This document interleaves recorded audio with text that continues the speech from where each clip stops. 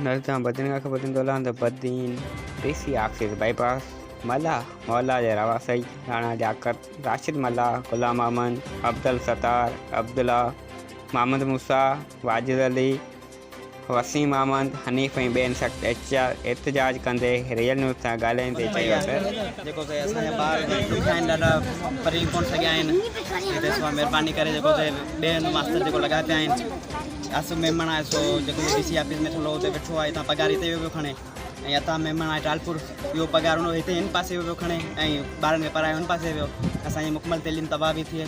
महिरबानी करे एतिरो कुझु कयो वञे जेको असांजा ॿार अॻियां वधनि, ऐं जेका पढ़ी विया आहिनि उनखे सर्टिफिकेट बि न पई मिले, ऐं उहो असां उनखे हाई स्कूल में दाख़िला ई वठी ॾियूं।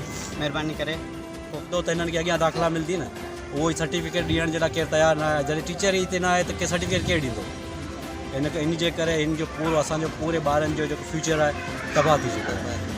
हाणे असांजी अपील इहा आहे, गवर्नमेंट सां अपील इहा ई आहे त बराए महिरबानी असांखे हिते टीचर अलाउड करे ॾियनि, ऐं जेके इहे टीचर जेके ॿिए हंधि जॉब कनि था हिननि ते एक्शन खयो वञे। इहा असांजो इहो ई मुतालबो आहे। असांजे स्कूल आहे 2 साल खां वठी बंदि लॻो पियो आहे। हाणे मासूम ॿारनि जी जेके बि तालीम आहे सभु तबाह थी वई आहे, ॿारनि जी ज़िंदगी तबाह आहे। ऐं स्कूल जी हालत ॾिसो छा आहे। आज हेड मास्टर वटि वञूं था, सदीक नालो त सम्झो सुमरो ज़ात जो जेके हू बि चवे थो की जेका बाबा असांजे अंडर में कोन्हे को। जे DO असलम आहे जेका पठाण, हुनजो उन वटि विया 4-5 चकर, हू बि चवे थो असांजे अंडर में कोन्हे को। भई न आहे त पोइ कंहिंजे अंडर में आहे?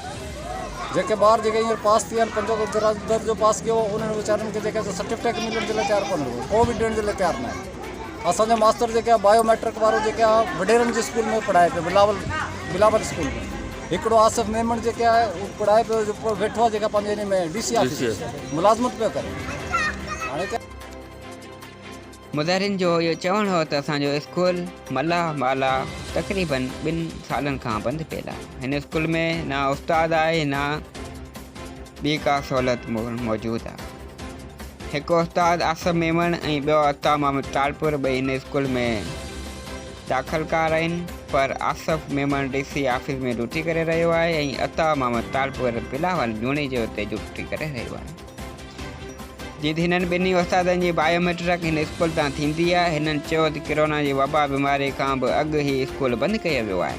5 दर्जे जा पास थियल असांजे स्कूलनि जा शागिर्द खे सर्टिफिकेट बि न ॾिना विया आहिनि, जंहिं सबबु हिननि शागिर्दनि जी ॿियनि स्कूलनि में दाख़िला थी सघे। हिननि तइलीम जे वज़ीर ज़िले तइलीम जे आला ऑफिसरनि खां मुतालबो कयो त जल्द खां जल्द असांजे स्कूल में उस्ताद ॾेई असांजे ॻोठ जे शागिर्दनि जी तइलीम खे जारी कयो वञे।